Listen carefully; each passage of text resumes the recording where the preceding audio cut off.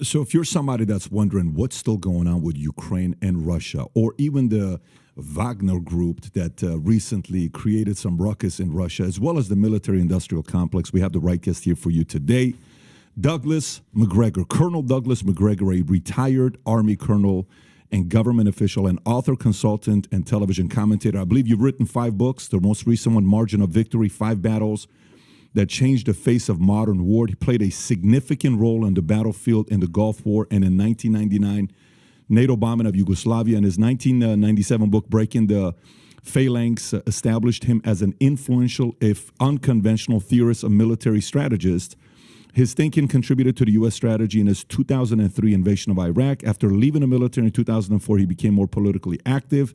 In 2020, President Donald Trump proposed Macgregor as ambassador to Germany, but the Senate blocked the nomination. On November 11, 2020, a Pentagon spokesperson announced that Macgregor had been hired to serve as senior advisor to the acting Secretary of Defense, a post he held less than 3 months. Trump also controversially appointed him to the board of West Point Academy, his alma mater. He is loved by many, but he is hated both by the left and the right. Some would say the establishment. He's also the EVP of Burke McGregor Group. Thank you so much for being a guest on the podcast. Yeah, thank you. So why are you pissing so many people off? What's wrong? What's going on there? Gee, I thought I was popular. No, it's really shattering to me. You're popular, but some people are sitting there saying, why is this guy got these weird opinions and strange opinions? Well, anybody that Washington likes these days is suspect inside the United States. Let's put it that way. So I'm happy to be unpopular inside the Beltway. So it's almost like a compliment nowadays. I think it's a tribute. Yeah. So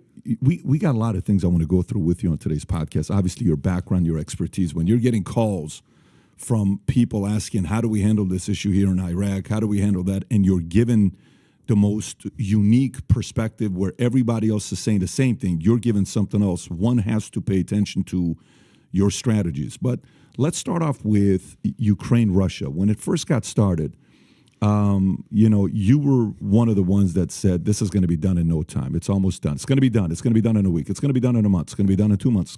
So a lot of people felt the same way as you, but you were one of the main spokespeople that kept saying this is going to get done.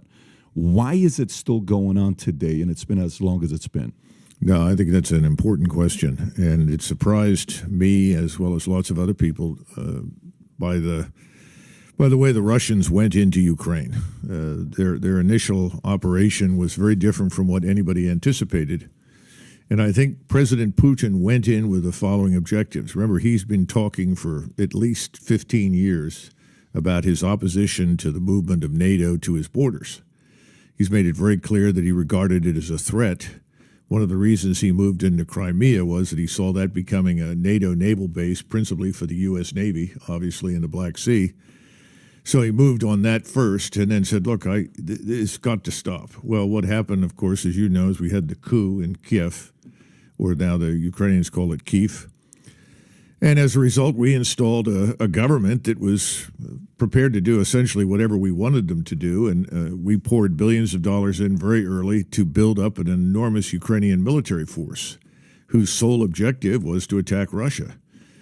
And it wasn't very long before Putin concluded that if I don't act soon, I'll have missiles sitting on my border that will be able to reach my nuclear deterrent in no time and rob Russia of any sort of security at all. So he decides to go in, but I think he thought at the beginning, and this was a false assumption, that he would have someone to negotiate with. So he said, I'm going to go in really initially with only about 90,000 troops, organized into small contingents. He gave strict orders that they were to avoid collateral damage at all costs, didn't want to kill anybody. He knew he was moving into an area which was largely Russian anyway. But he also didn't want to kill Ukrainian forces at that point. He said, I want to demilitarize the place, but he said, I don't want unnecessary casualties on the Ukrainian side. And remember, from his vantage point, these were also Slavic cousins, brothers, whatever you want to call them.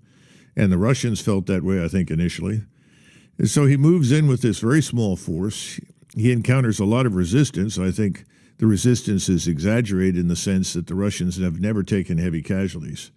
But nevertheless, he encountered a great deal of resistance. But most important, when he met with people for negotiations, he discovered there's no willingness to reach an agreement because Washington, principally, is in charge. Washington doesn't want an agreement. I mean, he can read the tea leaves, and the tea leaves are very clear. This is Washington's opportunity to, quote unquote, bleed Russia. In addition to bleeding Russia, once we've bled it, we're going to see Putin and his regime removed.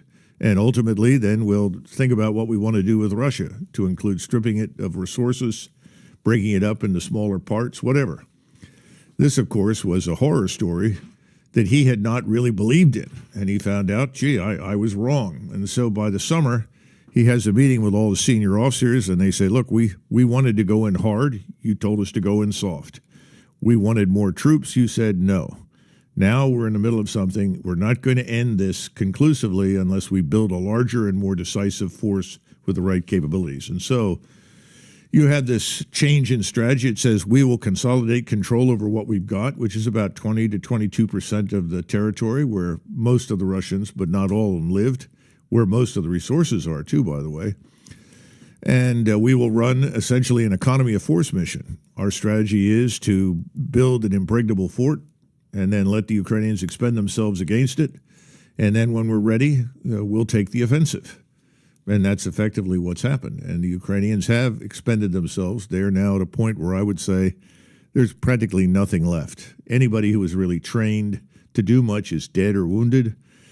It depends on which source you want to trust, but it runs from 250,000 dead up to 300,000 dead to 350,000 dead on the Ukrainian side. And that's military force, not? Yeah, that's just soldiers. That's just soldiers. Now, I don't know how many civilians have been killed, and I'm very, very suspicious of that because despite the change in strategy that resulted, he has always been unwilling to kill, quote unquote, innocents. So if he strikes something, or you see President Putin. Yeah. So if you see a strike going somewhere, as we did quite recently, the objective was to kill, frankly speaking, foreign forces that were billeted in the hotel. This included U.S., U.K., and others, because he's been warning everybody in NATO, get out.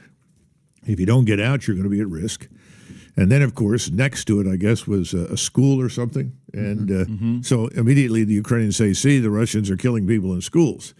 You know, we went through this repeatedly where the Ukrainians would set up gun positions inside hospitals, schools, malls.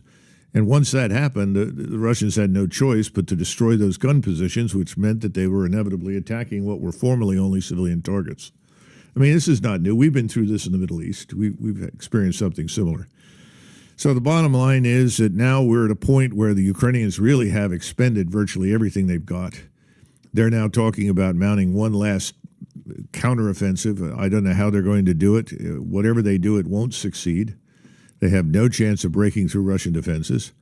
In the meantime, I think we've had a certain amount of unrest in the senior ranks of the Russian military because a lot of the senior officers want to attack and end this war.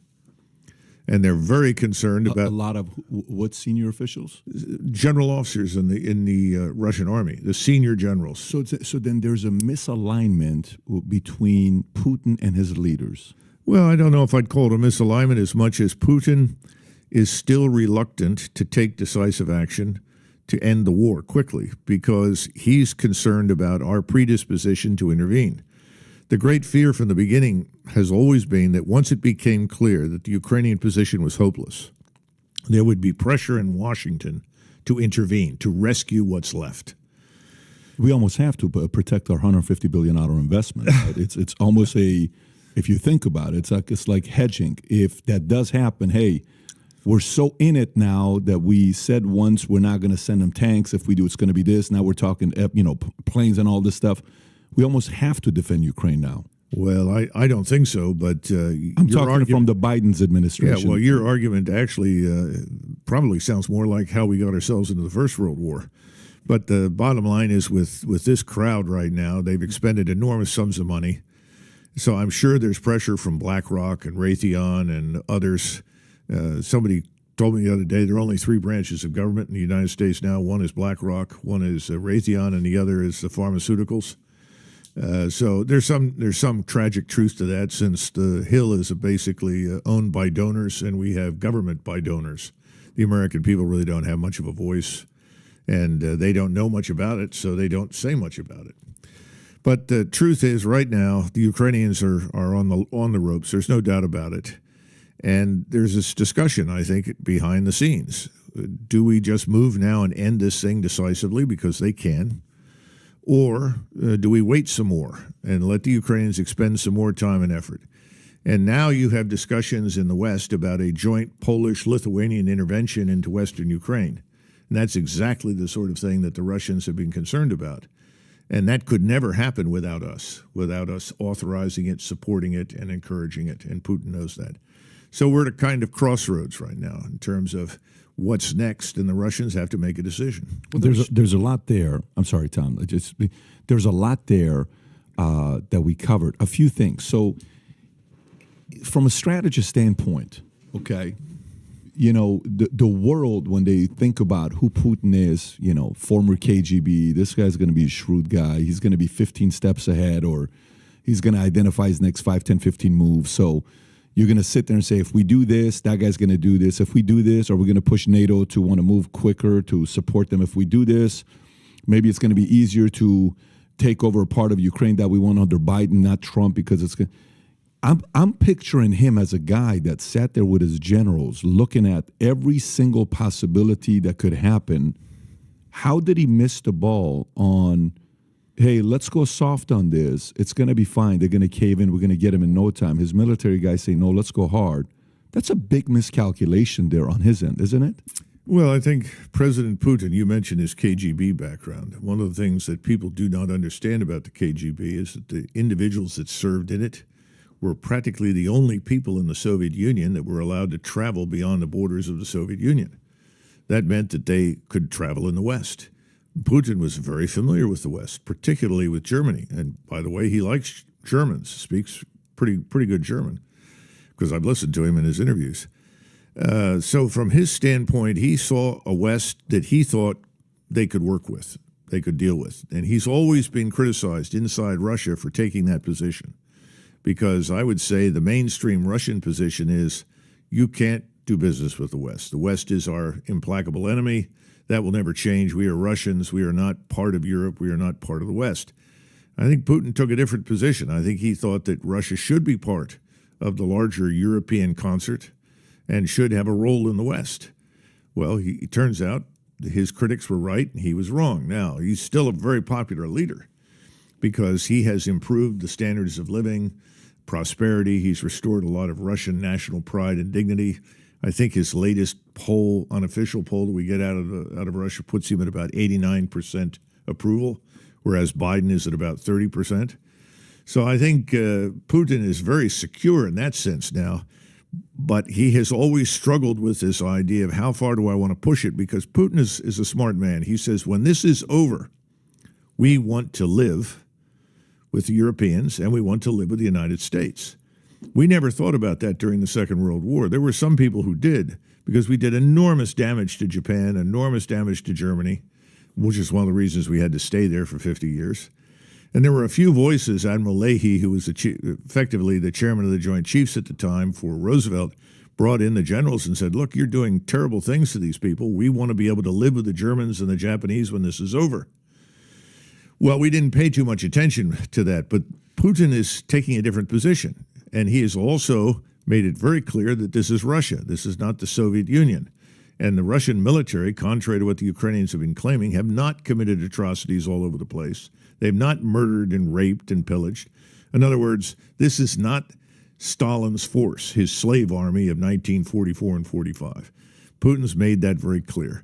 He still wants to get along, quote unquote. He wants to avoid a direct war with the United States and with NATO. That drives much of his behavior. But as I said, now he's at a point where he's got to make some decisions. And that is, what do? Do we continue to move slowly and deliberately and watch as the Poles and Lithuanians, presumably backed by the United States, intervene in Western Ukraine? Is that what we do? Or do we act? Because what he doesn't want is whatever remains of Ukraine when this is over, he wants that to be neutral. He doesn't want it to be militarized. He doesn't want it to be a platform for attack against Russia. He views Ukraine the same way we viewed Cuba in 1963. We don't want it to be a platform for attack against us. We still don't. And that's his position. Now, can he achieve that if he stands by and allows the Poles, the Lithuanians, or anybody else, even U.S. forces, to move into Western Ukraine? I think the answer is no. Colonel, is the position you just described very eloquently on President Putin, is that the resolved view that is in front of President Biden? Is that where the Joint Chiefs are, or are they taking a different view? What I do know is that the senior officers in the Army and the Pentagon, I can't speak for the other services, but certainly the Army, have made it very clear that we are in no position to wage conventional war against the Russians. And are they presenting what you just presented as Putin's attitude and position with that? I doubt it, simply because if you try to present that position to the people who are really running the government, they are so full of hatred and animosity and antipathy for Moscow and what it represents to them that no one will listen. So I think they have what we call ideological blinders on. So is that why there is so much willingness, if that is a prevailing view that's being propagated not only to the president's daily, threat report, I assume, and to the president himself, then is it any surprise to you that senators are greenlighting billions of dollars for Ukraine? Because it's to defeat this evil, not to go Middle East on you, but to defeat this evil Satan that is the old USSR, Russia. Well, remember, part of the problem here is of Putin's own making. At the beginning, because of the way he went in, it conveyed to the West this notion that, see, the Russians aren't serious, they're weak. They're weak. They don't know what they're doing. And then we flooded the airways with all of this propaganda about the Russians are stupid, and they described the Russians exactly the way the Germans described the Soviets during World War II, which, of course, was nonsense. I mean, I was in graduate school in Soviet East European studies, so I'm very familiar with it. And they literally lifted phrases and things out of books that had been written about the Soviet Army in the end of the Second World War, and they were hurling this crap at the Russians. And everybody in the West, of course, was eager to believe it. Remember, we have the Cold War behind us. So it's not very hard to say, the Russians are really bad. Sure. Oh, yeah, right. They were bad a few years ago, so they must be bad again. That's part of the problem. But Putin went in. He was too easy. And it looked as though he was weak. Well, now everything has turned around. You've got about 750,000 troops focused on the Western military district in Russia, in other words, the Western theater. About 350,000 in the south. Now, where are the other 400,000? Well, some of them are tied up in logistical support infrastructure. Some of them are in missile, rocket, artillery batteries. Some of them are up in Belarus. Some of them are just in Western Russia. The point is that this is an enormously powerful force now with all the most modern equipment and technology. I think even the biggest skeptics are shocked and surprised at the precision, the accuracy, and the responsiveness of Russian missile and strike assets. For people who are listening who don't have a map in front of them, when you say the Western theater of Russia, you mean the eastern also border of Ukraine, right there, and yes. South you mean Crimea. I'm talking about in southern Ukraine, the area which is referred to by the Russians as Novorossiya. This stretches from basically Odessa all the way up to Kharkov. Most of that is now under Russian control. With this force of three-quarters of a million. Yes. So let's go back to trying to think what Putin was thinking about. So let's go soft instead of going hard. What's the advantages of going soft? So for you as a strategist, to be fair, I mean, when you're saying, how you would do it and what you would do, you have a PhD, I think, in international relations from University of Virginia, if I'm not mistaken.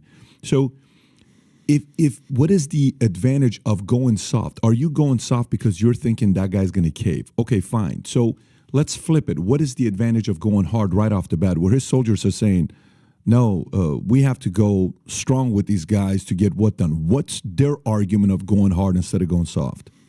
Well, first, let's be clear about PhDs and degrees. Thermometers have degrees, and you know where you stick those. I'm not disparaging my PhD. I'm just being honest. There are a lot of people walking around with degrees that don't know anything. In fact, I would argue that most of them don't amount to anything. They don't produce anything. They're not practitioners. I focused when I went to graduate school on military matters because I'm a professional soldier. And it was my obligation, I thought, since the American people were funding my education, to focus on military affairs, and specifically at that point on the Soviet Union and to a lesser extent East Germany and Poland and Czechoslovakia. Those are the areas where I focused.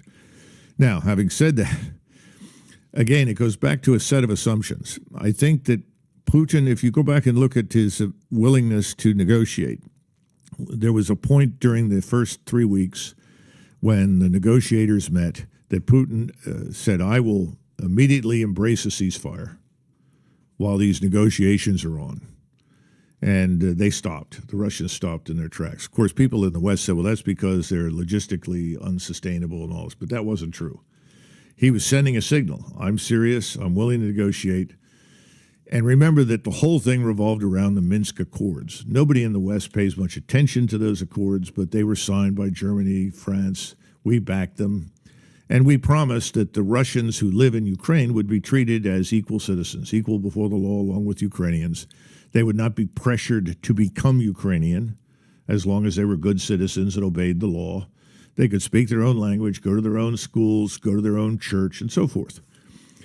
That was a big lie, as it turns out. And Angela Merkel, who was the German chancellor, was the first to come out publicly and say we lied. That was just to buy time for Ukraine to build itself up into the military power that it has become. Subsequently, Macron admitted it was a lie. So even after having been lied to prolifically about all the things that were important to the Russians, he decided, I'll call a ceasefire, we'll see how these talks progress. Well, the talks didn't progress. And then suddenly we had this man, Boris Johnson, who flew in as effectively a surrogate for Biden and said, stop, don't give up anything. And that was because Zelensky had said, sure, I think we could live with neutrality. Actually made that statement, which was the end goal as far as Putin was concerned. We wanted to be neutral. In other words, you have this nice, large, neutral state the size of Texas that lies between Russia and NATO. Gosh, that's a good thing. Mm-hmm. In fact, back in 1999 and 1998, when I was the director of the Joint Operations Center at SHAPE headquarters, Supreme Headquarters Allied Powers Europe, these discussions went on, and somebody said, well, where's Ukraine in all of this?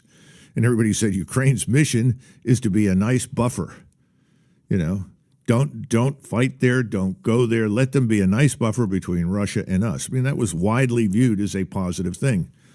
Well, that was thrown out of the window. And instead, Boris Johnson says, we will back you to the hilt. We will give you everything that we possibly can. Your job is to go out there and fight, and we'll back you, and eventually we will be victorious. The Russians will collapse. Putin will be gone, et cetera, et cetera, et cetera. None of that's happened. And today, Russia is stronger, I would argue, economically than it was before the war began. Our sanctions have been ultimately quite helpful to the Russians. They are not a part of our Western financial system to the extent that they might have been hurt by us seriously. How have the sanctions been helpful to Russia? Well, they've managed to sell all of their energy products, all of their minerals, everything, agricultural products, through others at higher prices that have ultimately reached their target destination in Europe and other parts of the world anyhow. So the amount of hard currency, if you will, from the West that's pouring in has actually increased. At the same time, they've discovered that they could sell virtually everything if they needed to China and India to a lesser extent. Those two countries, these are over 1 billion people in each country, enormous economies.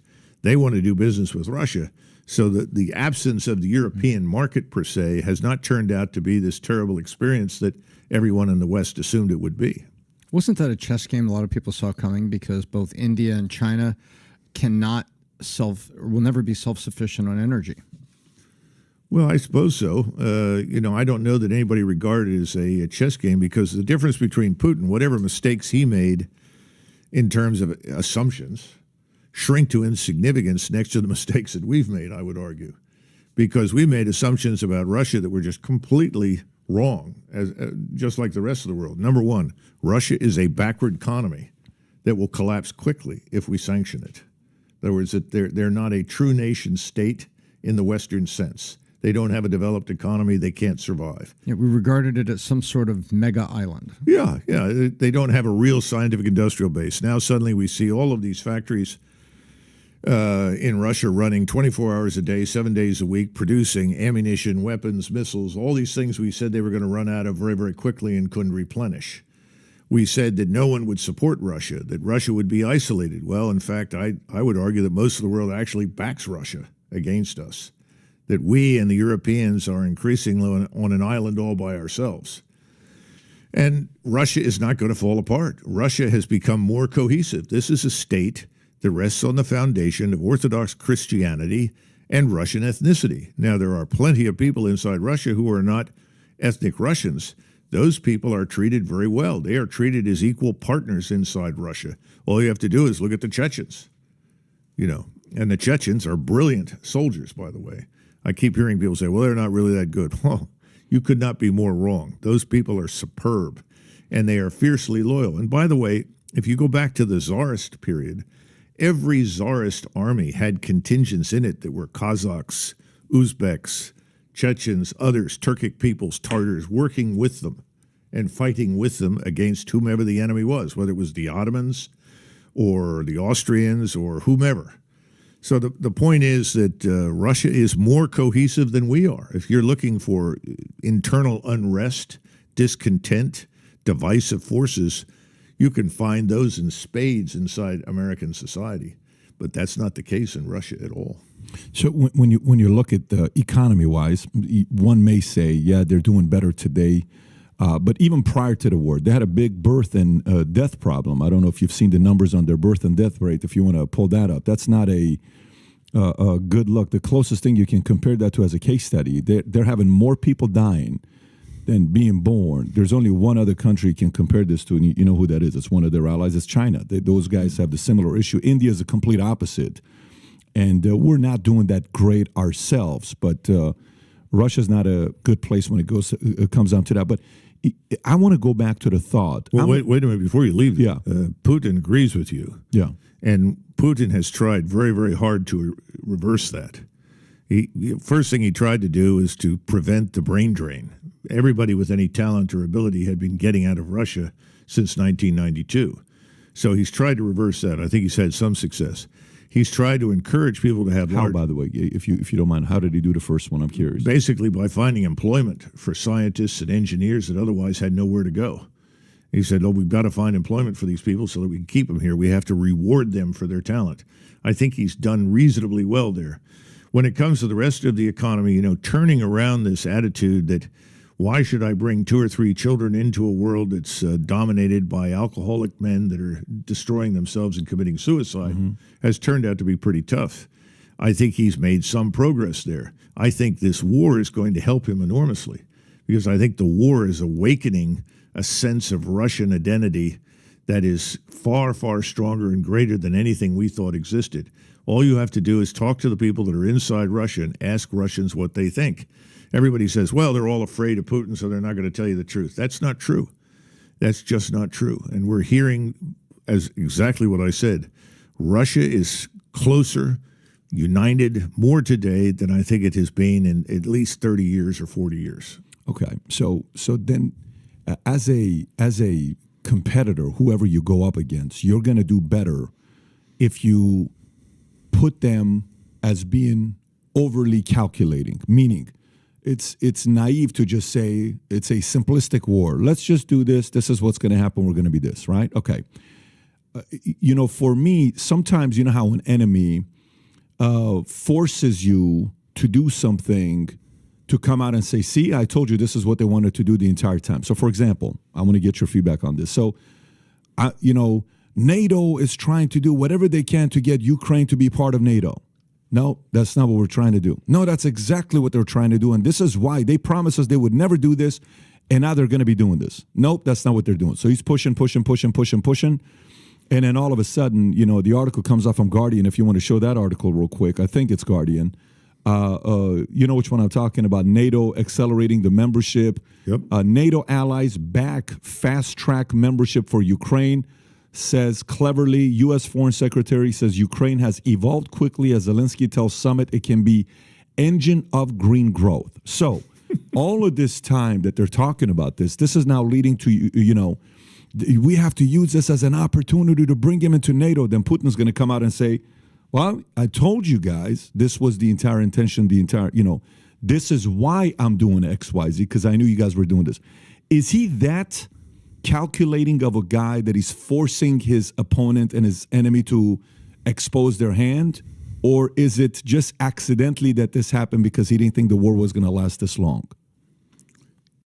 You know what I'm asking? Yeah, I do. And I think the man's highly intelligent.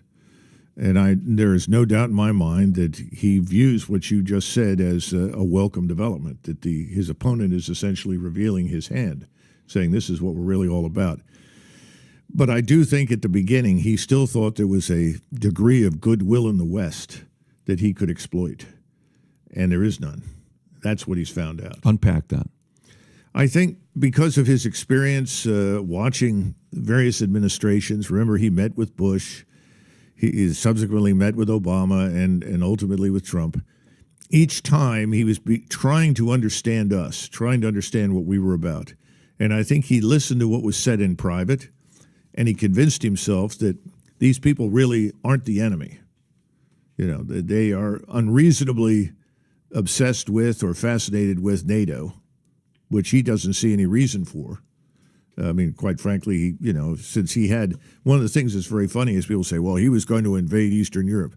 Well, wait a minute. You told me back in March that his army was small and incapable, and now you're telling me he was always going to invade. I mean, which is it? It's a bunch of nonsense. So he wasn't going to invade. He wanted to do business with everybody badly, because he knows that if Russia is to continue to develop and grow, he needs technology.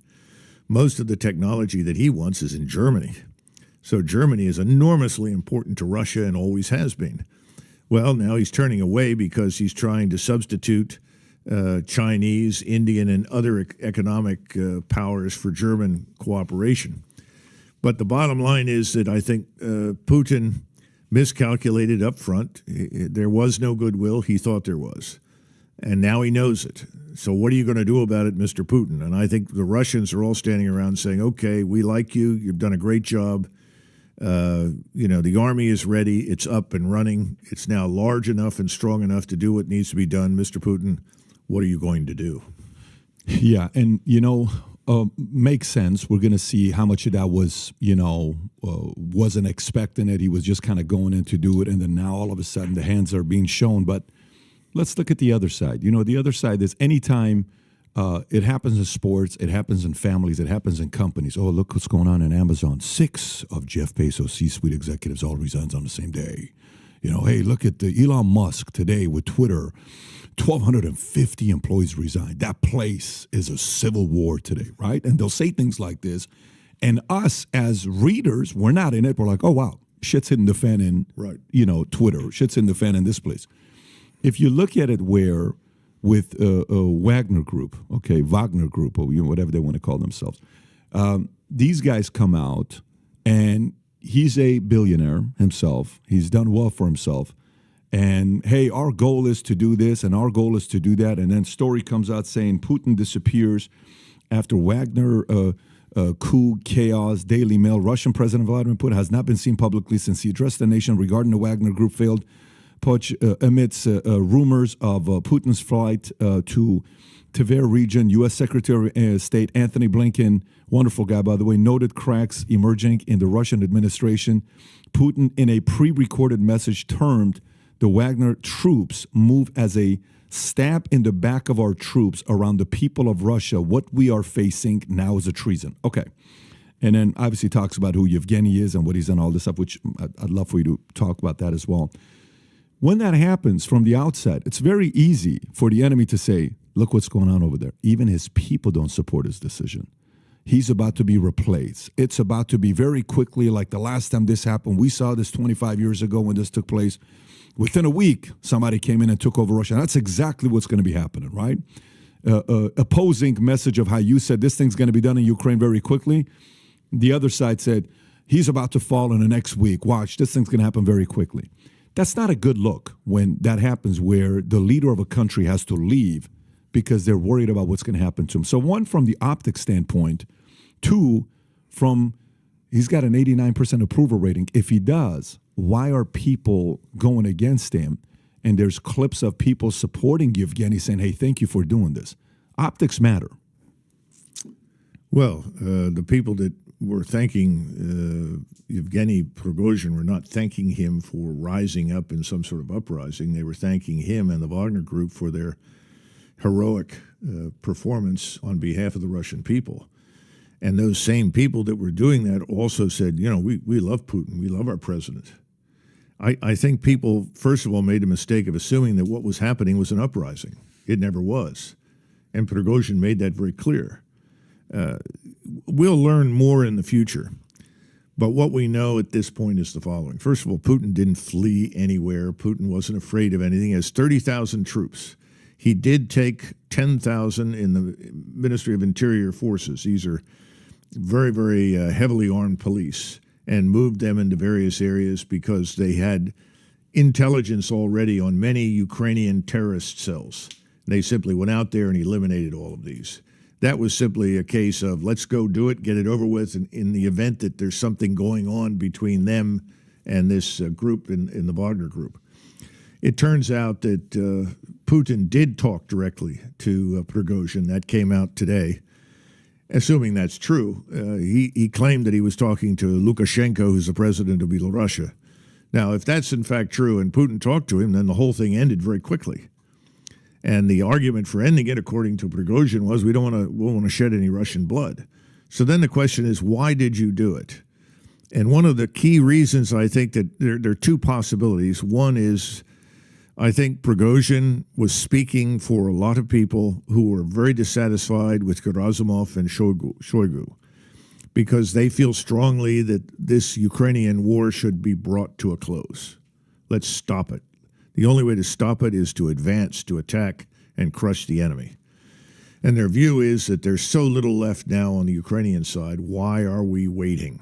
Let's get this done. The longer we wait, the greater the possibility that NATO and its friends will find an excuse to intervene, and we don't want that to happen. Putin's taken the position, well, I'm holding back just in case NATO intervenes. In other words, I've got hundreds of thousands of troops. I've got a huge strategic reserve. If they're dumb enough to intervene, then I've got that, on hand that I can employ. That's a debate that is unfolding. We're hearing about a shakeup in the Russian high command. You'll recall that Putin had a meeting with some journalists, a small group of them, and he talked to them for 3 hours, something you never hear anybody in the United States do. Any politician, that is, and he was very straightforward and frank. We have the transcripts, and one of the things that came up was a discussion about the senior leadership. And one of the journalists said, we're concerned because we're getting feedback from a lot of soldiers that we can do better, that we need more aggressive, more capable leaders. And he said, I think there's something to that, and I've got to look into it. I've got to look at it. I think we're going to see a shakeup in the high command. Now, there's an unsubstantiated rumor out there that the commander-in-chief of Russian airborne forces is now taking over the theater. I don't know. Haven't seen it confirmed anywhere. That could be the case. Also, in the same report, Gerasimov is returning to his essential duties as chief of the general staff. He's no longer going to run anything in connection with the war in Ukraine. Shoigu seems to be Shoigu. He's Putin's friend. I don't think Putin holds him because he's a civilian. He's not a professional soldier, directly responsible for anything that's not right. So I think we'll see some shakeup in the high command, and that may foreshadow some offensive action. Now, here's another theory, that this was a carefully constructed show for the West to convince everybody that Russia was falling apart and see who said what and so forth. I don't buy that. Yeah, I don't either. I buy the first argument. Yeah. And people say, well, my gosh, how could this happen? George Marshall relieved 32 Corps and Division commanders during less than 3 years of fighting during World War II. Large numbers of senior officers were removed and changed and moved around and given new commands. This is not unusual in war. It happens. If it doesn't happen, you're in a lot of trouble. One of the complaints that I've had about the U.S. military and the Army in particular is no change. Why no change? Well, it's a stagnant pool of people and talent. You need fresh blood, fresh eyes, and I'm sure that Putin has discovered that's required in the Russian military, and I think we'll see it. Beyond that, I can't speculate anymore because I don't know. And I haven't talked to anybody who does. You know, the whole thing about, look, if we keep going the way we're going, this NATO thing's going to get done with Ukraine and they're going to become a member. We got to kind of slow our roll the way we're going. Look, whether they go hard or go soft, what do you think are the chances that Ukraine's eventually going to be part of NATO? Non-existent. Non-existent? Yes. That's not going to happen. No.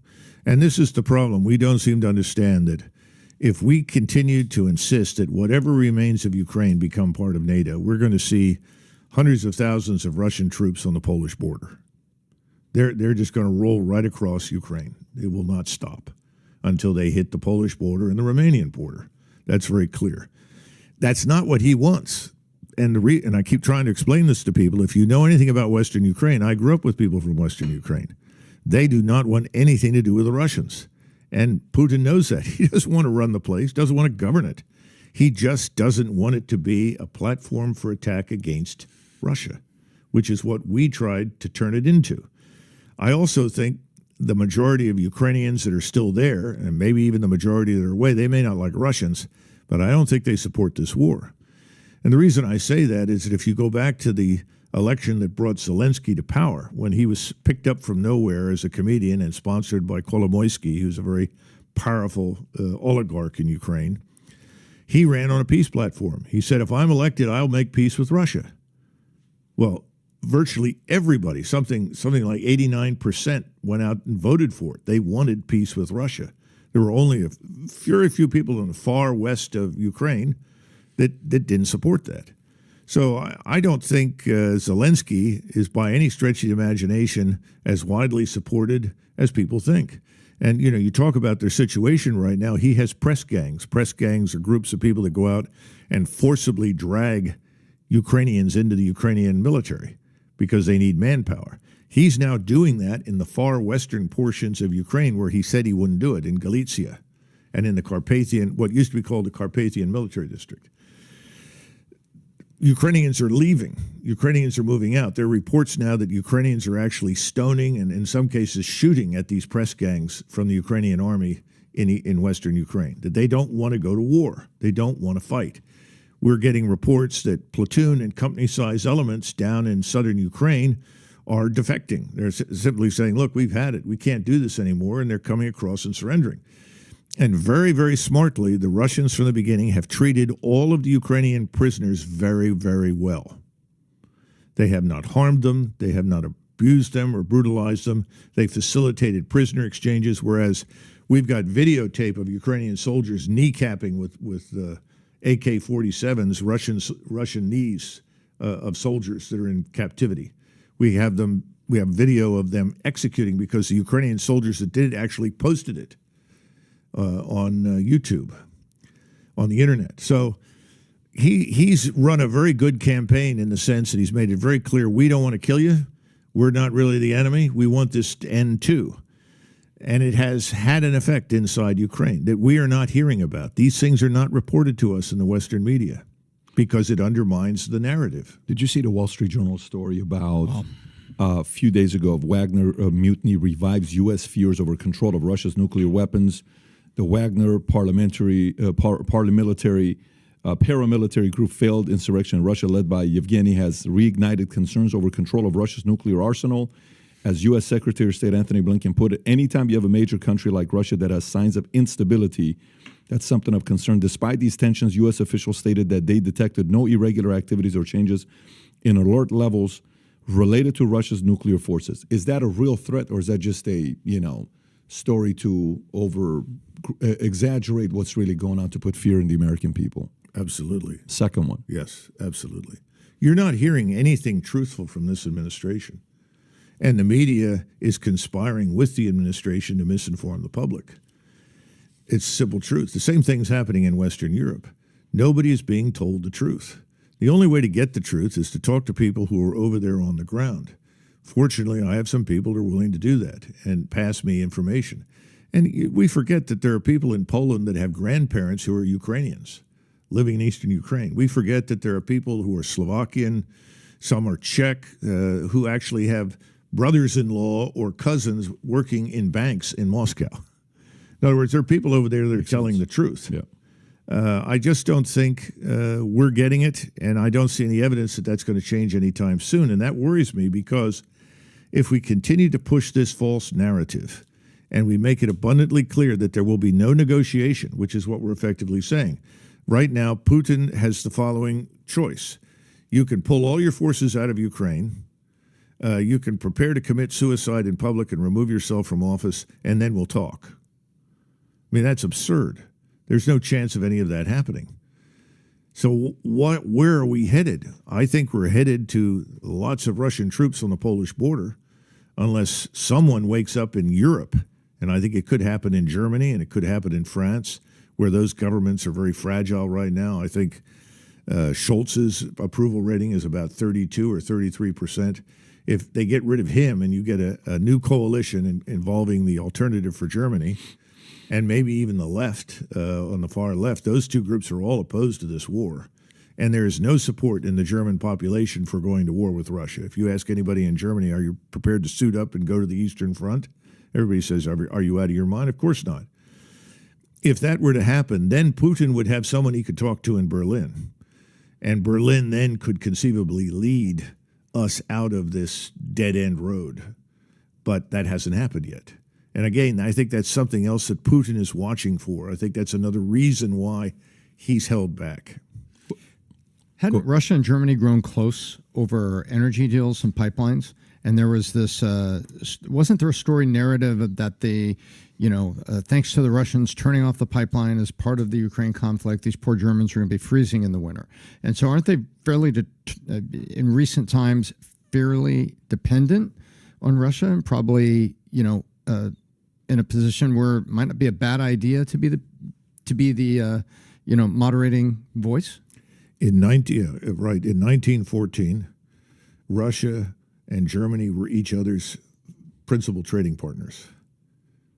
In other words, when the war broke out, they were already each other's principal trading partners. Interestingly enough, the British were entirely dependent on the optics industry in Germany for all of its military applications. Wow. These things happen. Sometimes dumb ideas become policy without anybody consulting on the wisdom of doing something. In 1941, Russia and Germany were each other's principal trading partners. Germany could not have launched any offensive in the West in 1940 without copious amounts of steel and coal and iron and oil and gas and so forth from Russia. Impossible. Grain poured into Germany. In other words, this is a symbiotic relationship that's been there for a long time. This existed between Prussia and Russia, and the Prussians were always pro-Russian as a result and worked to avoid any conflict. This was Bismarck's argument. The Austrians were less open-minded, but they too sort of shut up and colored because they weren't in a position to do much. My point is, this is a natural relationship. It benefits both sides. We have looked at this and said this is evil and bad because this makes Germany dependent upon Russia. But we forget that Russia was also dependent upon Germany. And what happened in 1941 in July that changed everything? It's called Lend-Lease from the United States. We compensated Russia with everything that it had formerly been receiving from Germany: technology, steel, locomotives, you name it, all the resources. Aluminum, all the precious metals, everything that the communists in Moscow needed to survive the German assault, we started providing immediately in July 1941, and we were not even part of the war. It was illegal, and FDR did that. Now, I'm not here to debate the wisdom of that.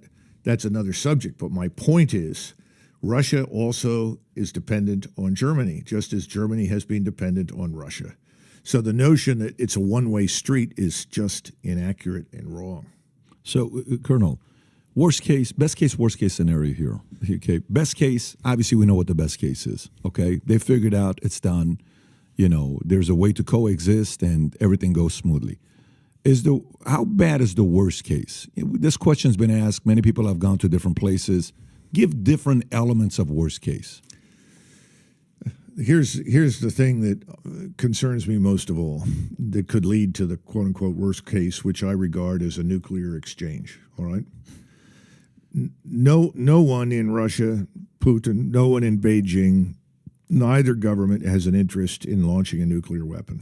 I mean, they understand that if you use a nuclear weapon, the rapidity with which war will escalate is mind-numbing.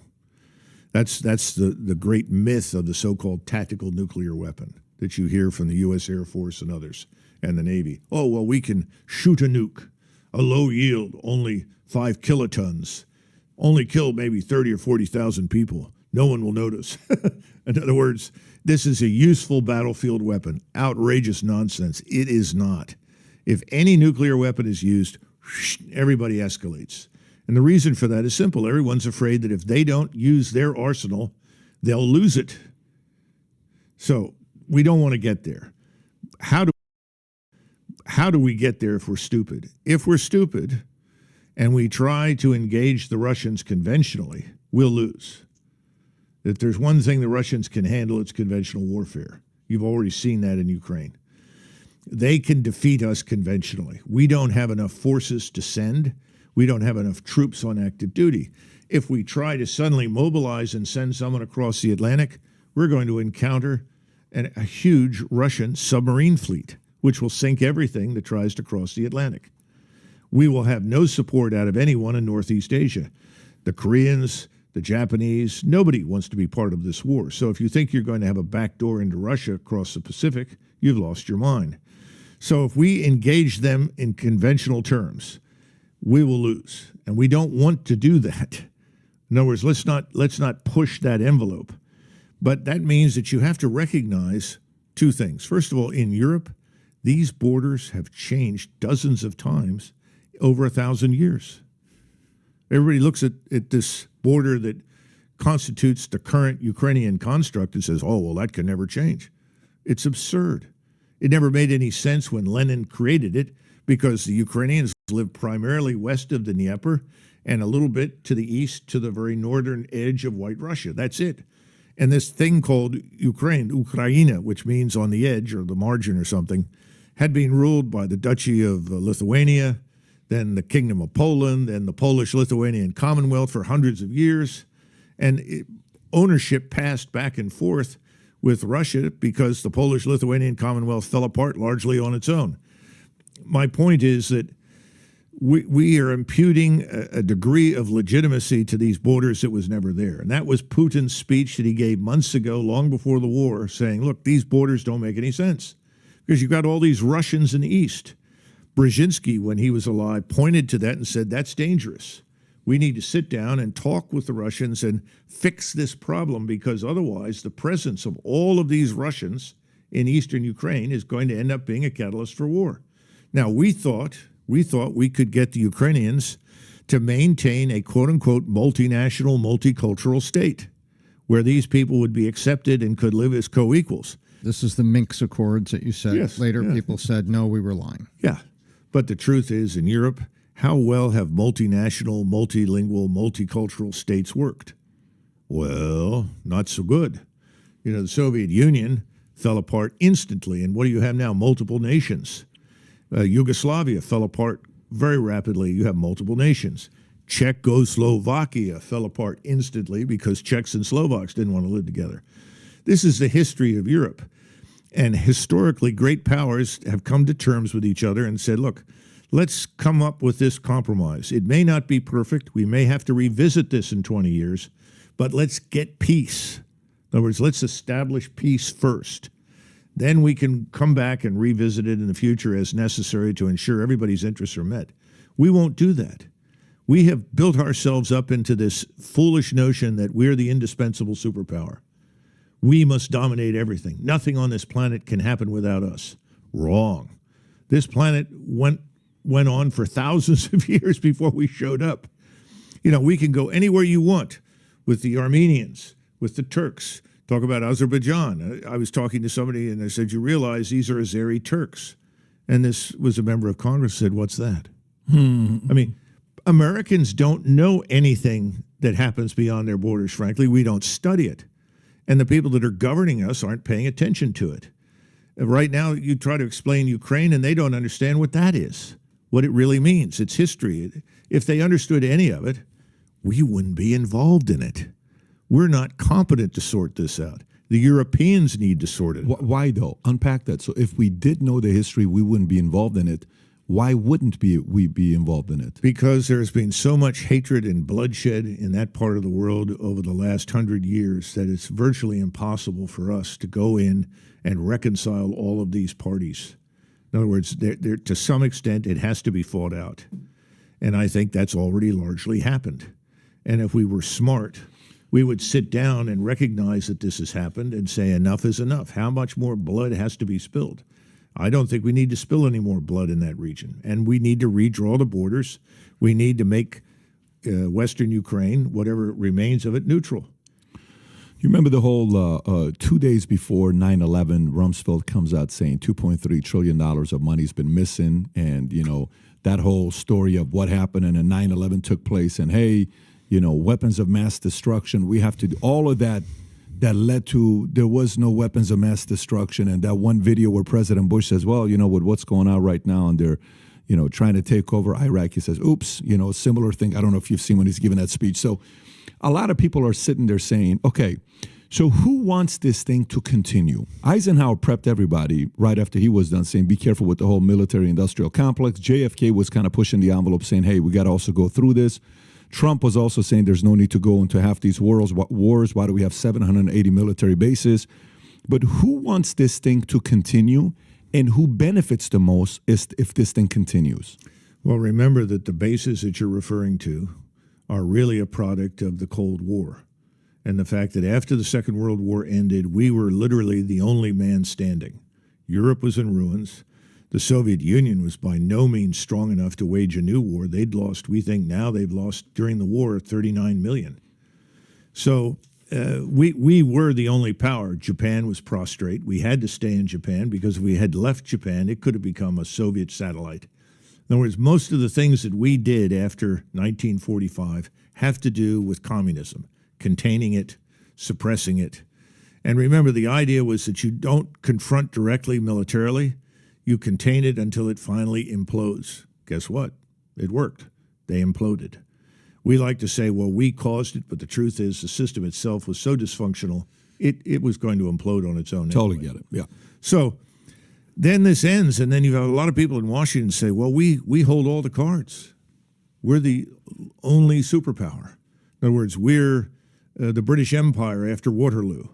You know, we can intervene everywhere. We can reshape the world in our own image. You have this man, Wolfowitz, who wrote a document in the Pentagon that essentially says, we're going to become altruistic imperialists. We're going to go over there, right the wrongs, make the world safe for us, make it safe for our allies, make it safe for Israel, whatever, you know, go down the list. This was Wolfowitz.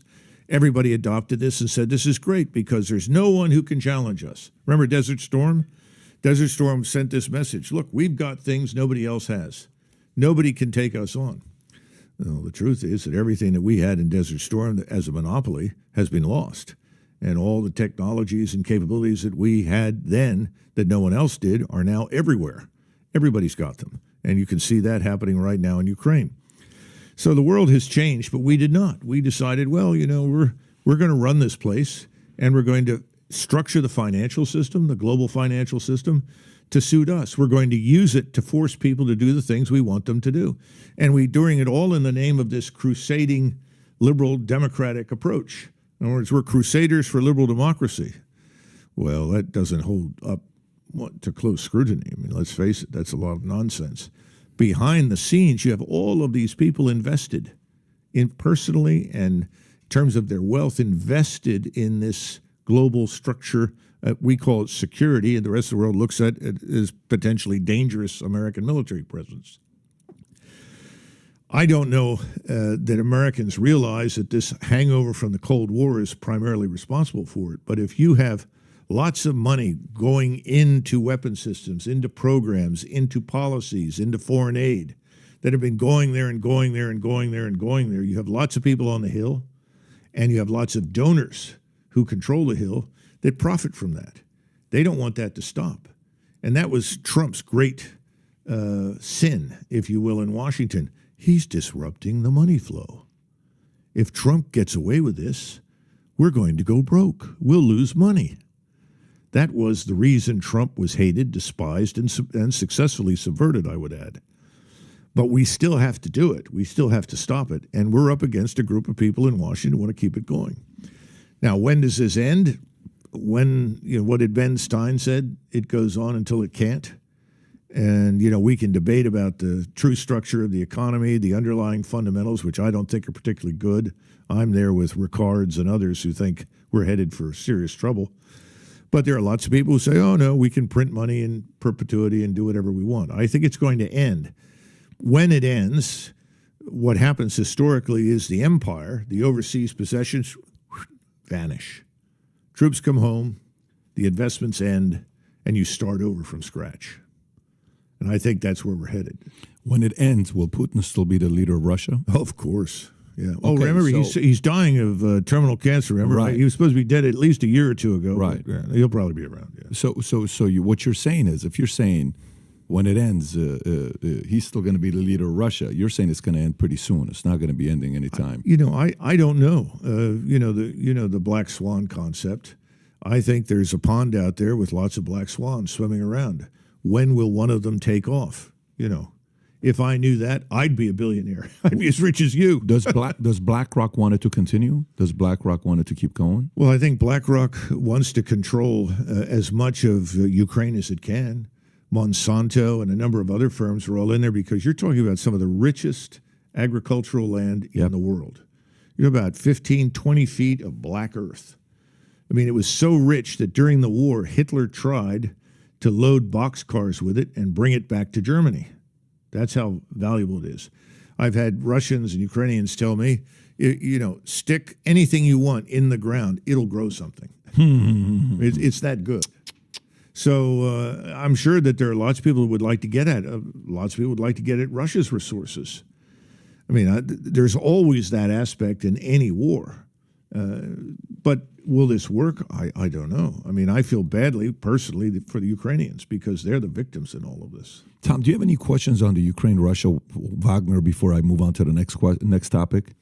Yeah, not on Wagner. It's a very interesting perspective to see that, what it was and what it wasn't far as you see. And also that I think the history lesson is very instructive because most Americans don't understand that Ukraine was the breadbasket of Europe in terms of the amount of wheat, corn, sugar beets, and all the things that we have over here that are our principal crops. I mean, that is phenomenal.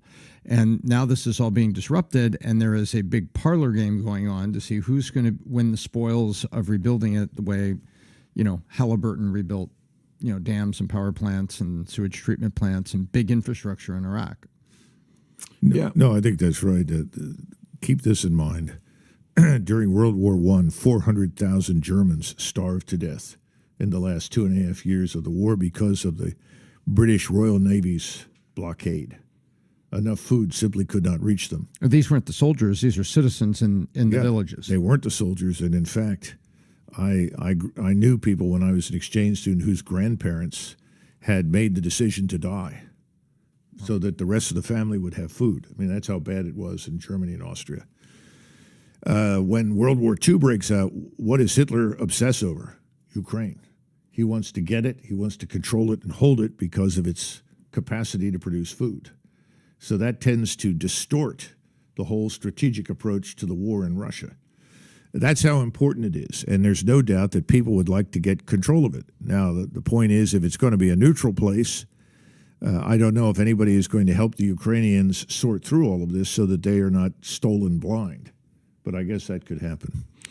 So you've said where today we have 44 star generals to 44 1-star, 44, no, Four not, stars. it's 44 4-star generals today to 1 million total soldiers. 1.1. 1.1. In World War II, we had 10 4-star generals to 16 million soldiers. Let me see now. Got to go back and look at this. You had Eisenhower, MacArthur, Arnold, and MacArthur, Arnold, Eisenhower, and Marshall. So that's 4. And then you had Nimitz, Leahy, and King, 3. That's 7. So at the height of the war, In other words, 1943, 44, you had 7 4-stars in command of a 12.2 million man force. Now, that was not an accident. That was by design, because Marshall made it very clear that he did not have time to argue with people. And see, as soon as you create another 4-star, Interesting. you have to argue with a 4-star. I'm Yeah. a 4-star. You have to listen to me. Marshall didn't want to be bothered. This changes in January of 1945 because we knew the war was going to end. And we started promoting people not to positions of greater power and influence, but as honorifics. In other words, we make Bradley a 4-star, thank you for coming, kind of thing.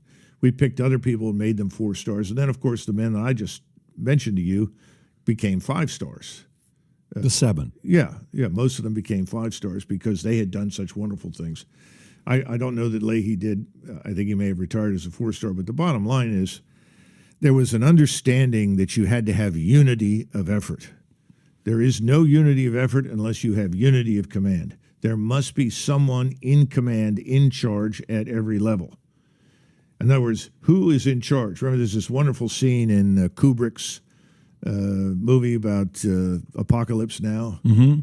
And I think Martin Sheen walks up as a captain and says to a soldier, who's in command here? Oh, I thought you were. In other words, everything's falling apart because nobody knows who's in charge. So Marshall was absolutely hard over to prevent that from happening. And I think King had a similar attitude, so that he didn't want to have to fight with other Navy 4-stars over the disposition of resources, the allocation of landing craft, the allocation of oilers and tankers, the allocation of carriers and submarines and so forth. So, but the point with that, from there to today, 1.1 million today to say 12.2 million in 44, right?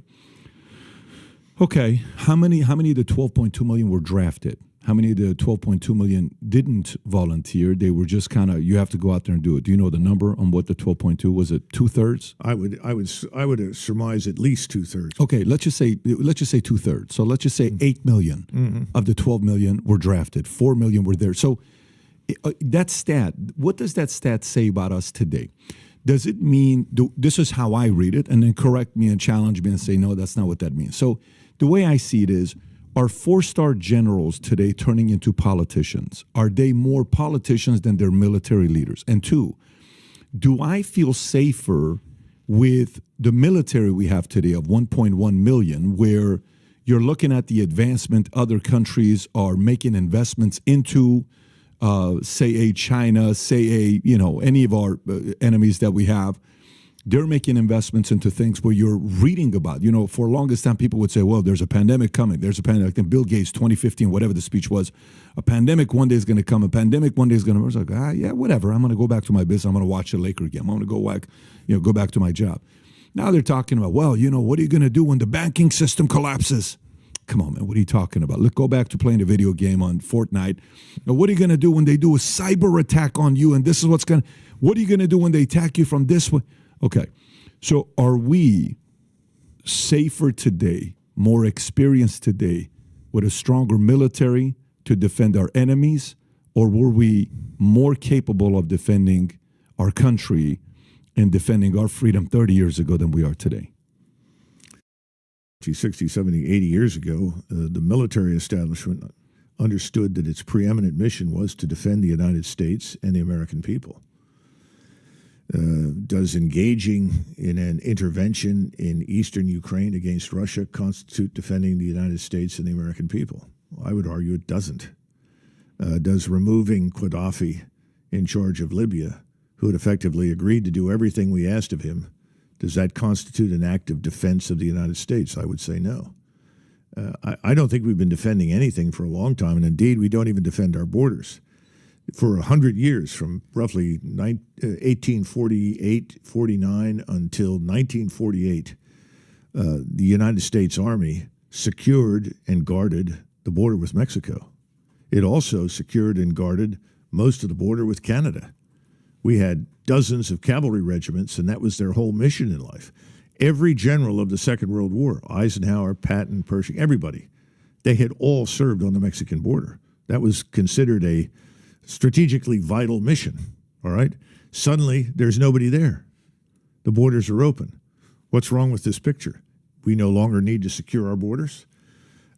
So I would argue that we got a real problem, because right now, where's the money go? It goes into exotic things designed to sustain us overseas. Most of our investment goes into things that we want to use to intervene in the internal affairs of other countries.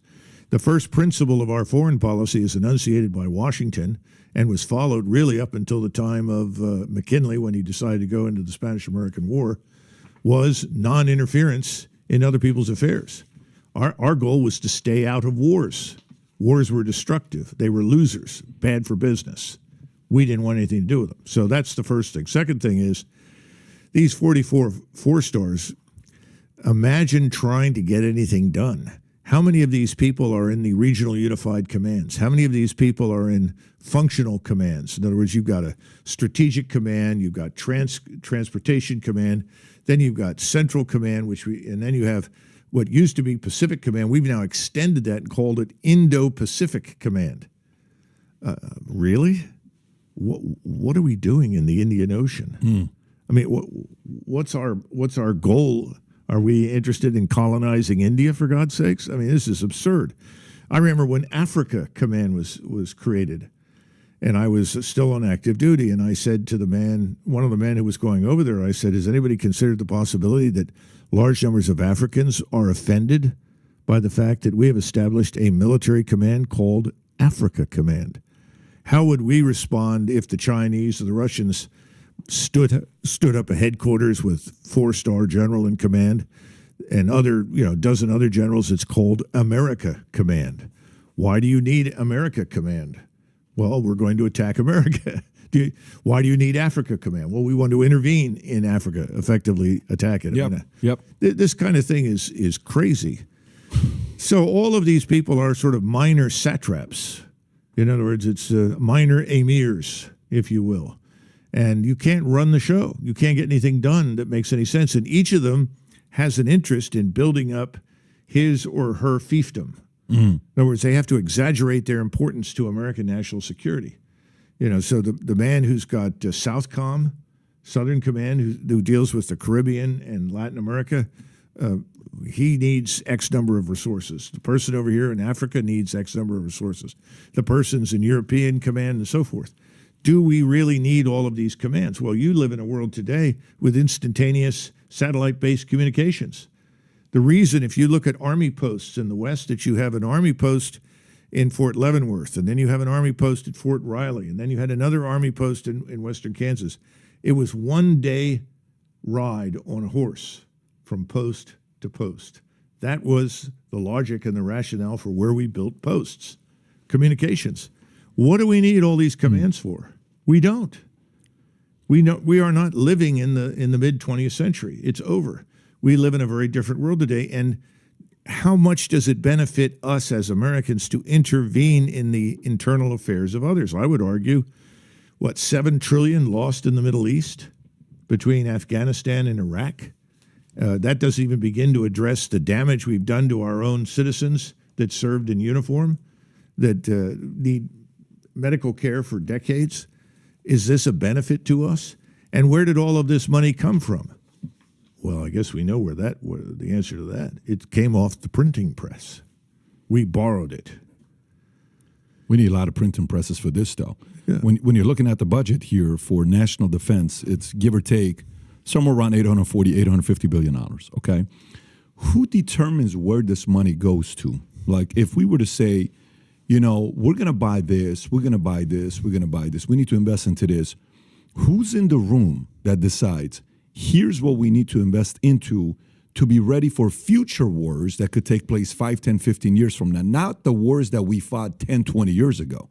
Who makes that decision? Well, you're asking a question of who. There is no one person that makes those decisions.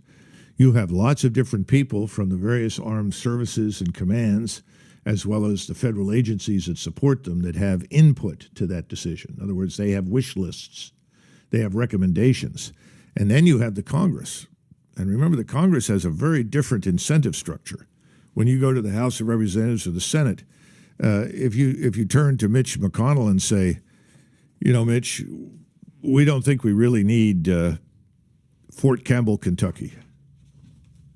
Fort Campbell, Kentucky, we don't need to be there. We can move those forces elsewhere. They would be more readily deployable and readily. I'm offended. I was at the 101st Airborne. That would offend me. But you understand. You say that, and the whole Kentucky delegation will throw itself in front of that onrushing train.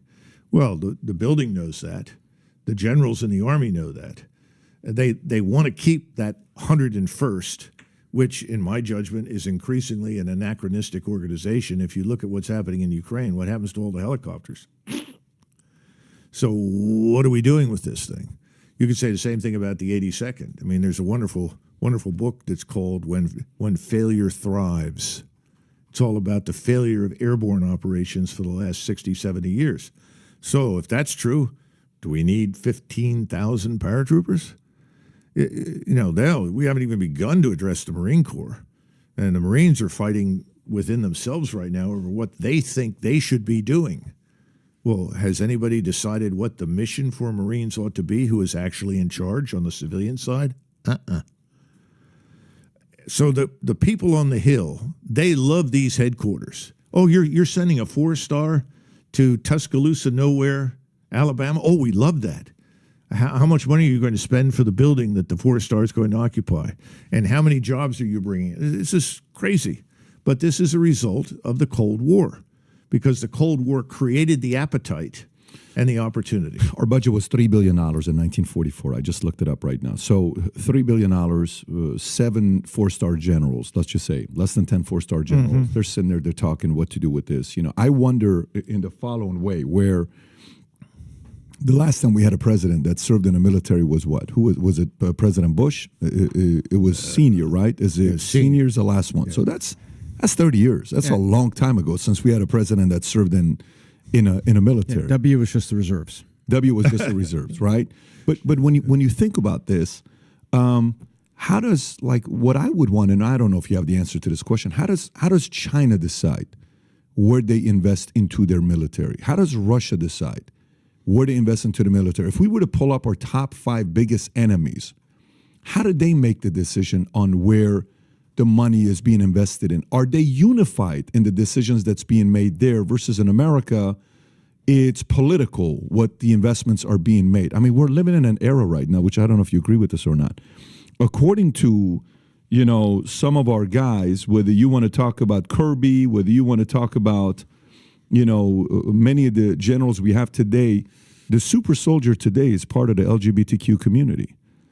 Today's super soldier is got to be a trans, because we're learning. I mean, that's the way to go, right? And imagine the amount of innovation and research we've done to realize that the best soldiers are them. But I want to know how my enemy decides the budget. Do they sit in a room and they're fully unified? Do they sit in a room and they say, hey, how about we make that company, BlackRock, all this money? How about we get this contract to Raytheon, Northrop Grumman? How about we get these guys that 30 years ago we had 50 different companies that we bought military equipment from? Now they bought each other out. There's only 5 of them left today. Why don't we need that guy's money for campaign distribution? That's the part I have a concern with, because if we're going to make these investments like this, that's going to benefit a company out there, well, we're not really protecting this country. We're just figuring out a way to get reelected and get more campaign donations. Oh, listen, you've broken the code. There's no question about it. And it's useful to just pause for a second and talk about the Chinese dilemma. People are imputing all sorts of things to China right now. They are magically shipping all the fentanyl to the United States. No, they're selling fentanyl to the drug cartels, and it's not the government. It's organized crime in China, actually, that's involved in this. And the organized crime problem in China is enormous. There are 1.4 billion Chinese. And every morning, Xi does not wake up and think about how he can defeat the United States. He wakes up and wonders how he can stay in power, how he can manage this chaotic mess, how he can hold it together. I mean, he just destroyed the shadow banking industry in China. That's beginning to have a terrible effect on the economy, because shadow banking was the source of many of the loans that were necessary to sustain growth. They got a growth problem in China. They have a huge corruption problem in China.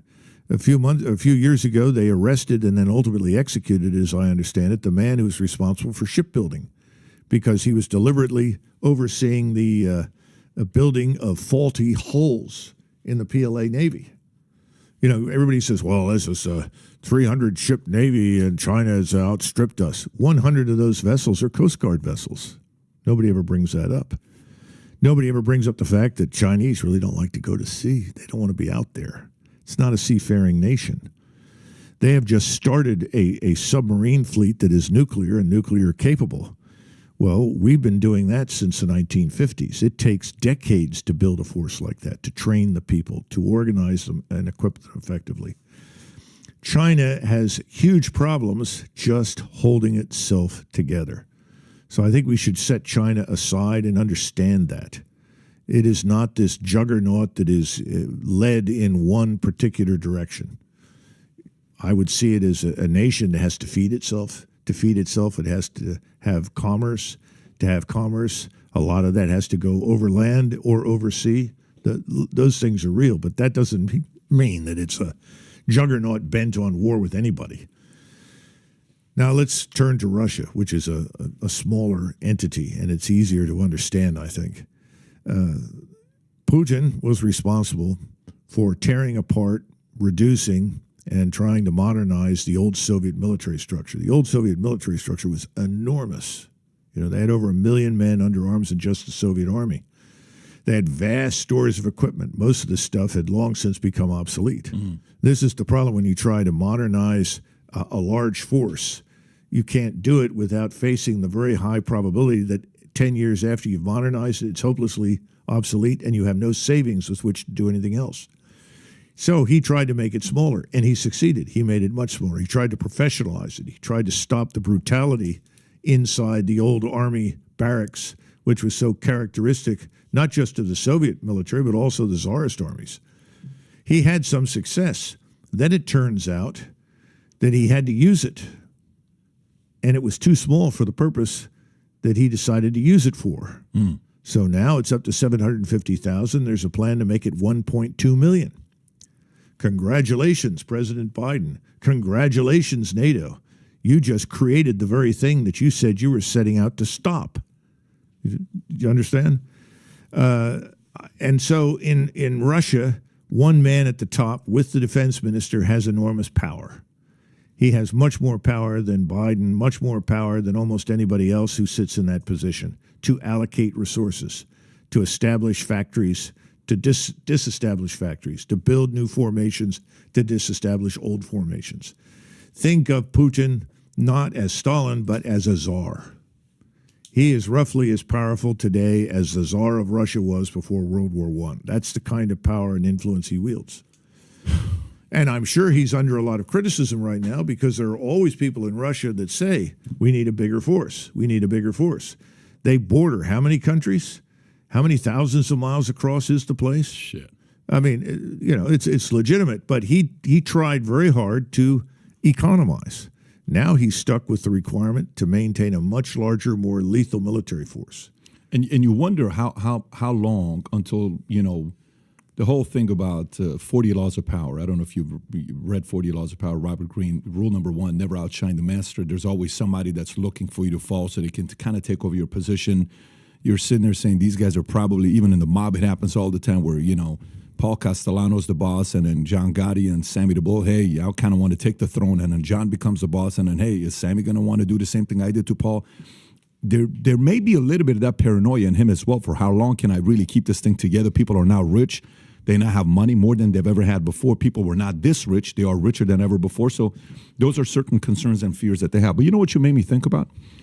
You made me think about that the number one person, maybe, I may be wrong.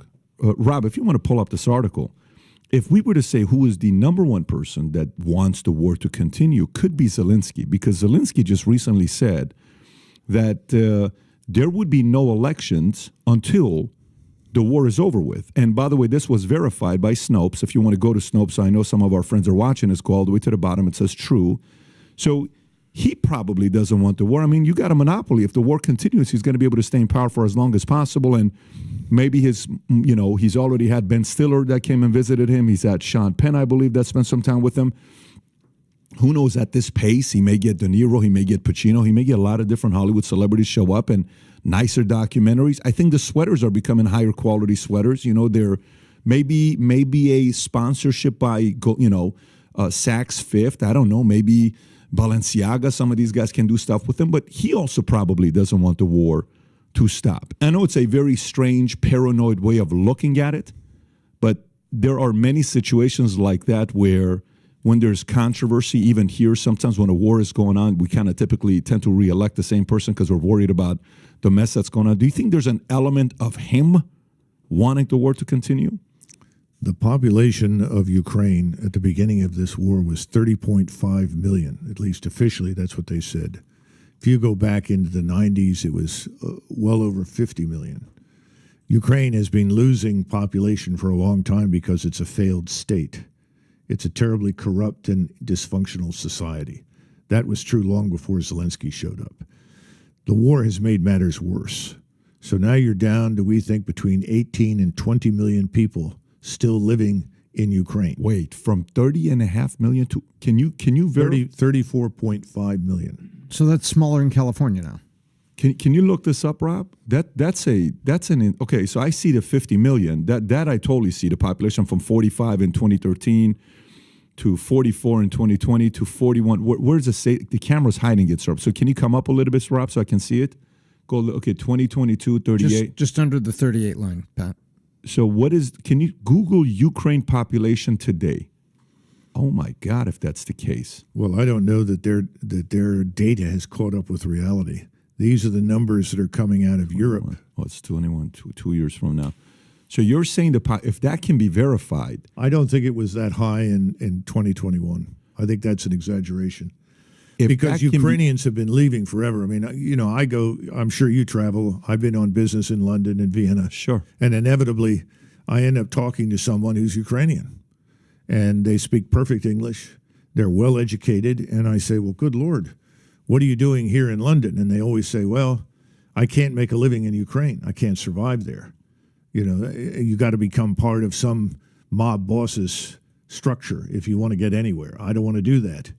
And then, of course, I've said, well, why don't you come to the United States? And they say immediately, I can't get in, I say, so you're a Ukrainian, you're well-educated, you speak English, you're obviously smart, and we can't get you in. And, we ran this stupid thing called a lottery for years.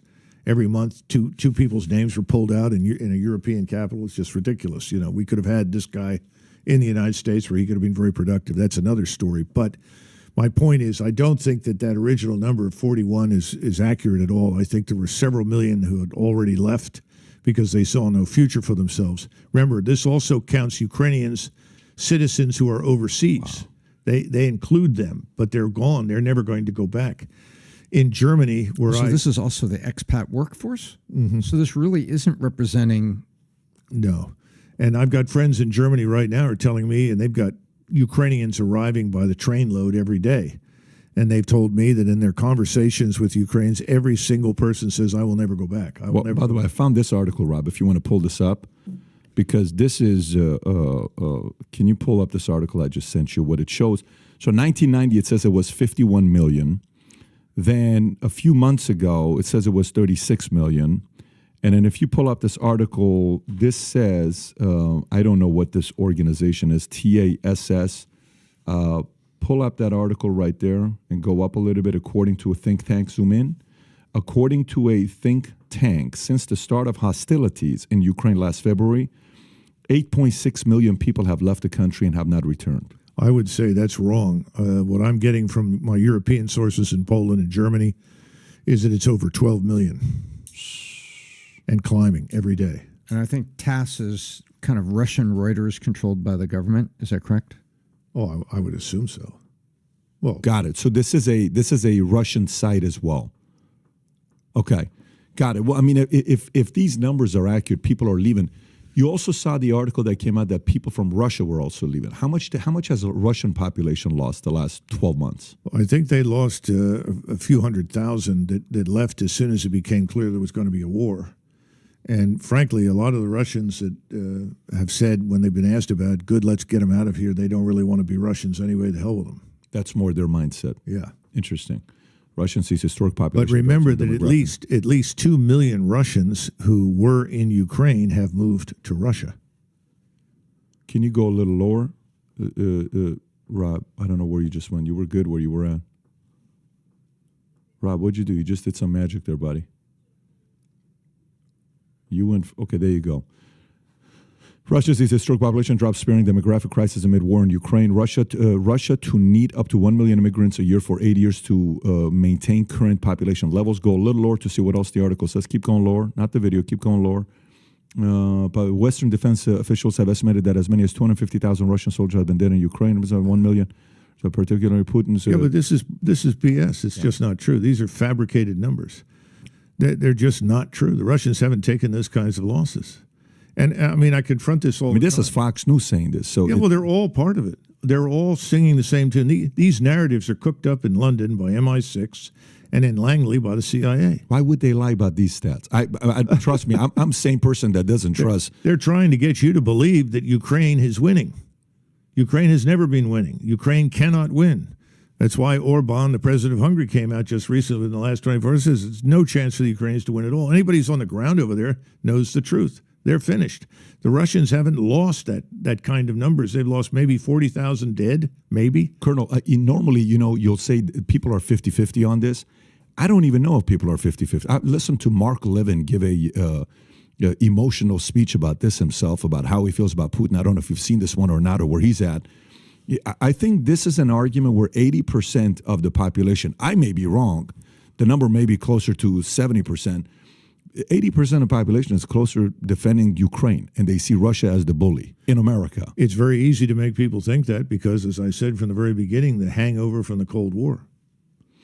And remember that the population in New York City, of which Mr. Levin is one, is very much in favor of everything from open borders to endless war with Russia to permanent war in the Middle East against whomever. So, I mean, I don't take anything that comes out of New York City very seriously. Well, let's